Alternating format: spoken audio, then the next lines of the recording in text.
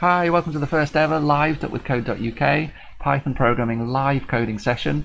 My name's Mr. Dring from Fulford School, currently working from home, and these videos are designed for students or for teachers or for parents who are stuck at home while schools are closed at the moment, who are looking for some weekly instruction to build up your confidence writing Python programs, or build up your resilience and your confidence in debugging them. So live coding means that you'll see a Python program evolve from start to finish. I won't hide my mistakes. If there's stuff I can't remember, I'll model the thought processes behind it so you can see how to search for and find the relevant information. And at the end, I'll share the code with you so that you can adapt it and investigate and tweak it and extend it. And then also some free interactive online remote learning resources. So all of the links to those are in the description underneath this video. So today, the problem that we're going to solve is boredom. There's loads of us who are stuck inside on a beautiful day. If you are bored, I'm sorry if it's my voice that's draining you. My students tell me my voice is boring all of the time. Just mute me and put subtitles on, and you can go at your own pace, pause the video, whatever works best for you. So we're going to write a Python program that tries to solve the problem of boredom. It'd be great if we can have a program that suggests a random activity, displays it on the screen to give us some ideas of what to do each day. So in Python, if you want to display stuff, we use the print built-in function, and then you can put whatever text you want onto the screen if you put it inside quotation marks. So as well as saying literally what text you want to display on the screen, we can use a variable to store something. So if you're better at baking than me, then you could store some text, a string, some text into a variable, and then display the contents of that variable. So it doesn't say activity on the screen, it looks inside the variable activity and displays that text instead. What we'd like to do is have lots of activities. So this time we're going to use a list. Now a list uses square brackets to wrap up all of the different items in a list, and each item is separated by a comma. So you can say bake a cake if you've got the ingredients to do that. If you're desperate for something to do, you can tidy your room. You could learn to code. Let's just hide the program output. You could record a funny video to cheer people up. So at the moment, it's still always going to display what's in the activity variable. What we want to do is choose something at random from this list of activities. So at the moment, it's going to display all of them. Now, Python programming is a creative process, but Python itself is not creative. It just follows the instructions that you write out. So if you want it to do something, you have to give it really clear instructions. Python is able to choose something at random, but only if we import the random module that allows Python to be able to choose random numbers and choose what we want, something randomly from this list. So now we should be able to use that random module by saying random.choice and then wrapping activities in brackets. So that activities becomes a parameter that we pass to this function, and then the function chooses something at random and returns a value that we store back into activity. So hopefully now each time we run it, we should get a random activity. You can put whichever activities you like on here, and we've now got a sort of random to-do list.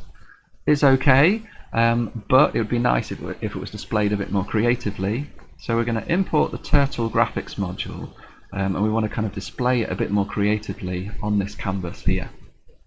So it's called Turtle because if you're old enough to remember, so your parents or your teachers might remember like a little programmable turtle robot that moves around the floor and you can tell it to move forwards, turn left and right, that kind of thing. We're just going to use it for text in different fonts and sizes today. So first of all, we need a turtle that we can move around. I'm just going to call it T. So we're going to get inside the turtle module and find the turtle class and then create a new object of this type turtle class called T. Don't worry about that too much at the moment, but the important thing is that you can use T now to move forwards, and it should now move. Okay, so to run it, Control Enter. There's no attribute forwards, it's forward I think instead.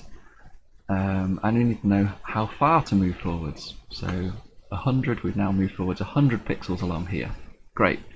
Don't really want to move forwards. What I want to do instead is write some text. So if we say write this activity onto the screen, it's displayed it. I'd just like it to be bigger, I want it to be a different colour, and I want it to be in the middle of the screen. So if we want to display something in the middle, let's see, turtle, Python, align, center. Let's have a look. Control F to find on the page. Let's search for center the American way. Here we go. To center text, we can do align equals center. So if we put a new parameter in, so comma, and align equals center, spelt the American way, it should now be in the middle. If we want to change the font, I'm pretty sure it was on the same web page. Yeah, here we go. You can put the text and then font equals, and then the font, the size, and the style. Okay, so let's see, font equals, and then this is a tuple. It allows you to send multiple values at the same time.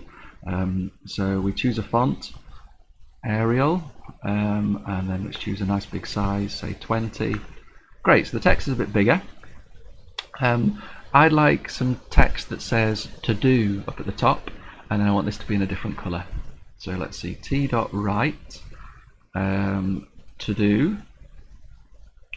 Now to do is displayed in the same place, so I'd like it to kind of teleport up a little bit first. So let's see, t.goto, and we can specify an x coordinate and a y coordinate.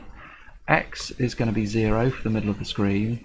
Y, we're just going to put 100, so the canvas by default is kind of 200 pixels to play with going up, and 200 pixels going down, and 200 left and 200 right.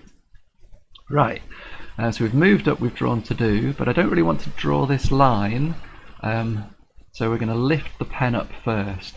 T.pu for pen up, and then we want to move back down again for the next bit of text. So t.goto, let's go back to 0, 0, fab. Now this text is in the middle of the screen, this text isn't, so let's align that. Let's say align equals American center. Better. Now we just want to change the colour of this. So let's see, t.color, again spelled the American way. Can we have, yeah, there we go. We might want to make to do a little bit bigger. So font equals, you can choose whichever font you like as long as it's installed on the computer that's running your program. Let's say 16. Great. And I'm just going to hide the turtle at the end, so it's not on the screen. So t.hide. If we try and run it, it doesn't know how to hide. I think it's hide turtle instead. Yeah, fab. Alright, so that's all the live coding I'm going to do for this first video.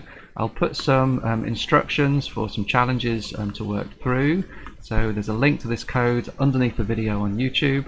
The first challenge could be to add your own activities. So add your own activities into this list up here. You could try and draw a picture on the to-do list. So I don't know, a little smiley face or something like that, or even a house to do in your house, and you can draw a house under here using t.forwards, t.right, t.left, all of that. You could fill in the background in a colour of your choice. Okay, so I'm saving this code. You'll have a link to this on the YouTube description, and there'll also be a link to a variety of different activities. So I'll post another video to talk you through each of these. So link number 1, you can type out the code as fast as you can. So the idea is to focus on accuracy and your touch typing skills. Use all of your fingers, not just one at a time. Link number 2 is just the code that you've seen on screen. Link number 3 is a kpride activity, so keywords, predict, run, investigate, debug and extend. The idea is that there's something in there for everybody, just to help you investigate the code, understand it a little bit more, and to build up confidence debugging. And there's also some links to some interactive Python tutorials if you'd like to extend this and take it a bit further. Fab, thanks very much for watching. On the live.withcode.uk website, I'm hoping to put a voting feature. It's not there yet, but if you've got something you'd like me to cover in the weekly sessions, do suggest an idea or vote for something that you'd like me to cover each week. Fab, all the best whilst you're stuck at home. Look after yourselves, and I'll see you next week with the next live coding session. Thank you.